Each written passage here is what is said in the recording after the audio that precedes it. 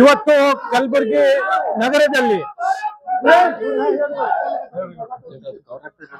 ಭಾರತೀಯ ಜನತಾ ಪಕ್ಷದ ವತಿಯಿಂದ ಶಾಂತಿಯುತವಾದಂತಹ ಒಂದು ಹೋರಾಟಕ್ಕೆ ಈಗಿರುವಂತಹ ನಮ್ಮ ರಾಜ್ಯದಲ್ಲಿ ಕಾಂಗ್ರೆಸ್ ಸರ್ಕಾರ ಇದು ಒಂದು ಗುಂಡಾಗರ್ದಿಯ ಸರ್ಕಾರ ಅಂತಂದ್ರೆ ಇದು ತಪ್ಪಾಗ್ಲಿಕ್ಕಿಲ್ಲ. ಇವತ್ತು ನಮ್ಮ ಶಾಂತಿಯುತವಾದಂತಹ ಪ್ರತಿಭಟನೆಗೆ ಕಾಂಗ್ರೆಸ್ ಸರ್ಕಾರ ಇವತ್ತು ಪೊಲೀಸ್ ಇಲಾಖೆಯನ್ನ ಮುಂದೆ ಮಾಡಿ ಇವತ್ತು ಗುಂಡಾಗರ್ದಿಯನ್ನ ಮಾಡ್ಲಿಕ್ಕೆ ಇವತ್ತು ಪ್ರಯತ್ನವನ್ನ ಮಾಡಿರುವಂತದ್ದು.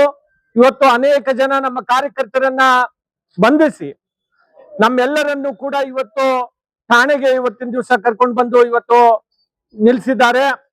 ಕೇಂದ್ರದಲ್ಲಿ ಮಾನ್ಯ ನರೇಂದ್ರ ಮೋದಿಜಿ ಅವರ ಸರ್ಕಾರ ದೇಶದ ವಿದ್ಯಾರ್ಥಿಗಳ ಪರವಾಗಿರುವಂತಹ ಸರ್ಕಾರ, ರೈತರ ಪರವಾಗಿರುವಂತಹ ಸರ್ಕಾರ, ಮಹಿಳೆಯರ ಪರವಾಗಿರುವಂತಹ ಸರ್ಕಾರ ಇವತ್ತು ಅನೇಕ ಅಭಿವೃದ್ಧಿ ಕೆಲಸಗಳನ್ನ ಇವತ್ತು ಮಾನ್ಯ ಮೋದಿಜಿಯವರು ಮಾಡ್ತಾ ಇರುವಂತಹ ಸಂದರ್ಭದಲ್ಲಿ ಡೆಲ್ಲಿನಲ್ಲಿ ಇವತ್ತೇನು ಕಾಂಗ್ರೆಸ್ ಪ್ರತಿಭಟನೆಯನ್ನ ಇಟ್ಕೊಂಡು ಸುಮ್ಮನೆ ಇವತ್ತು ಅಲ್ಲಿ ಏನೋ ಪ್ರತಿಭಟನೆ ಮಾಡಿ ಇವತ್ತು ಅಲ್ಲಿ ಒಂದು ದೇಶದಲ್ಲಿ ಒಂದು ವಾತಾವರಣವನ್ನ ಸಮಸ್ಯೆವನ್ನ ಮಾಡ್ಬೇಕು ಅಂತ ಏನೋ ಕಾಂಗ್ರೆಸ್ ಹೊರಟಿದೆ, ಅರಾಜಕತೆಯನ್ನ ನಿರ್ಮಾಣ ಮಾಡ್ಬೇಕು ಅಂತ ಹೇಳಿ ಏನೋ ಕಾಂಗ್ರೆಸ್ ಮಾಡ್ತಾ ಇದೆ.